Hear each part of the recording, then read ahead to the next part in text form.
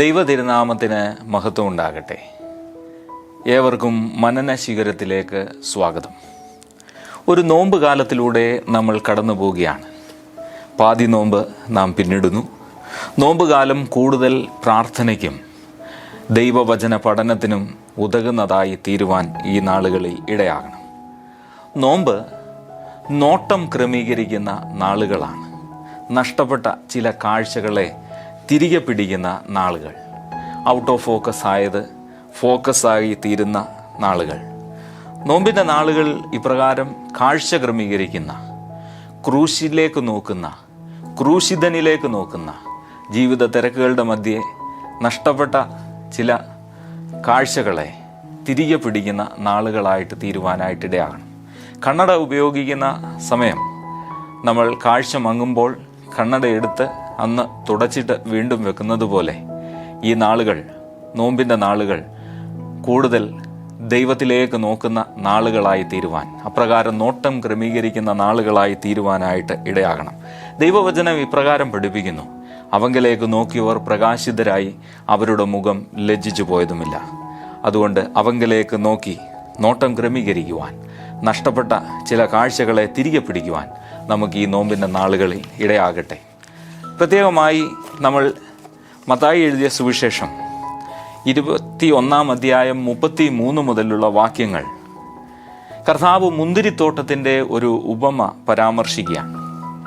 വേദപുസ്തകത്തിൽ പലയിടത്തും ദൈവജനത്തെ ഉപമിച്ചുകൊണ്ട്, മുന്തിരിത്തോട്ടത്തോട് ഉപമിച്ചുകൊണ്ടുള്ള ഉപമകൾ കാണാനായിട്ട് സാധിക്കും. പ്രധാനമായും യെശയ്യാ പ്രവാചകന്റെ പുസ്തകം 5 അധ്യായത്തിൽ ഇപ്രകാരമുള്ള ഒരു പരാമർശം, ഉപമ നമുക്ക് കാണാനായിട്ട് സാധിക്കും.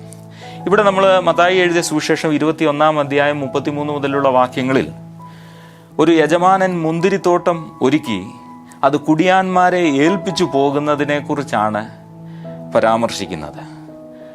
ദൈവജനത്തെക്കുറിച്ചാണ് ഇവിടെ പരാമർശിക്കുന്നത്. യജമാനൻ വിശ്വസിച്ച് ഏൽപ്പിച്ച് പോകുകയാണ്. എന്നാൽ യജമാനൻ വിശ്വസിച്ച് ഏൽപ്പിക്കുമ്പോൾ തിരികെ യജമാനനോടുള്ള വിശ്വാസം എപ്രകാരമാണ് എന്ന് നാം ആത്മശോധന ചെയ്യണം. യജമാനൻ്റെ 3 സ്വഭാവ രീതി ഇവിടെ നമുക്ക് കാണാനായിട്ട് സാധിക്കും. ഒന്ന്, God trust in human beings. അവന് നമ്മളോടുള്ള വിശ്വാസം അതാണ് നമുക്ക് ഇവിടെ കാണാനായിട്ട് സാധിക്കുന്നത്. വിശ്വസിച്ച് ഏൽപ്പിക്കുകയാണ്. രണ്ടാമത്തെ ഒരു പ്രത്യേകത ഒരു പേഷ്യൻസ് ആണ്. ഒന്നാമത്, ഒരു ദാസനെ അയക്കുന്നു, ഫലം വാങ്ങുവാനായിട്ട് ദാസനെ അയക്കുന്നു. അവിടെ ഉപദ്രവിച്ച് തിരിച്ചയക്കുമ്പോൾ വീണ്ടും ദാസനെ അയക്കുക. Master send Messenger after Messenger എന്ന് നമ്മൾ കാണുന്നു. അവസാനം പുത്രനെ തന്നെ അയക്കുന്നത് നമുക്ക് ഇവിടെ കാണുവാനായിട്ട് സാധിക്കുന്നു. ക്ഷമയോടെ വീണ്ടും വീണ്ടും ഫലം തേടുന്ന ഒരു അനുഭവം കാണാനായിട്ട് സാധിക്കുന്നു. മൂന്നാമത്, ഇവിടെ നമ്മൾക്ക് ഒരു ഫൈനൽ ജഡ്ജ്മെൻറ്റിൻ്റെ ഒരു ഓർമ്മയൂടെ നമുക്ക് കാണാനായിട്ട് സാധിക്കുന്നു. എന്നാൽ ഇവിടെയുള്ള ഒരു പ്രത്യേകത, ഒന്ന്, ഈ ദാസന്മാർക്ക് കിട്ടുന്ന ഒരു പ്രിവിലേജ്, അത് പ്രത്യേകതയാണ്. കുടിയാന്മാർക്ക് കിട്ടുന്ന ഹ്യൂമൻ പ്രിവിലേജ് അത് നമുക്കിവിടെ കാണാനായിട്ട് സാധിക്കും. കുടിയാന്മാരെ എല്ലാ ഒരുക്കങ്ങളും നടത്തിയാണ് അവിടെ ഏൽപ്പിക്കുന്നത്. ടാസ്ക് നൽകുക മാത്രമല്ല, അത് പൂർത്തീകരിക്കാനുള്ള സാഹചര്യവും കൂടെ ഒരുക്കി അവർക്ക് നൽകുകയാണ്. രണ്ടാമതൊരു പ്രത്യേകത ഒരു ഹ്യൂമൻ ഫ്രീഡമാണ്. ദാസന്മാരുടെ കൂടെ നിന്ന് അത് ചെയ്യ് ഇത് ചെയ്യ് എന്ന് പറഞ്ഞുകൊണ്ടല്ല, അവർക്ക് പരിപൂർണമായ ഒരു സ്വാതന്ത്ര്യം കൊടുത്തിരിക്കുകയാണ്. മൂന്നാമത്തെ ഒരു പ്രത്യേകത ഇവിടെ ഉണ്ട്. ഇത് രണ്ടും ലഭിച്ചു കഴിയുമ്പോൾ ഒരു ആൻസറബിലിറ്റി, ഒരു ഉത്തരം നൽകേണ്ട ഒരു ബാധ്യതയൂടെയും നമുക്ക് ഇവിടെ കാണുവാനായിട്ട് സാധിക്കുന്നു. ഇതെല്ലാം നമ്മെ ഓർപ്പിക്കുന്ന ഒരു കാര്യം, യജമാനന്റെ അസാന്നിധ്യത്തിലും വിശ്വസ്തരായിരിക്കുക എന്നതാണ് അവൻ ആഗ്രഹിക്കുന്നത്. യജമാനന്റെ സാന്നിധ്യത്തിൽ മാത്രമല്ല, അസാന്നിധ്യത്തിലും വിശ്വസ്തരായിരിക്കുവാൻ നമുക്ക് ഇടയാകണമെന്നുള്ളതാണ്.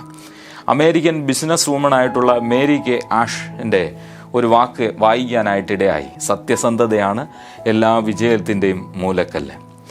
ഈ ഉപമ അവസാനിക്കുന്നത് മൂലക്കല്ലിനെ പറ്റി പരാമർശിച്ചുകൊണ്ടാണ്.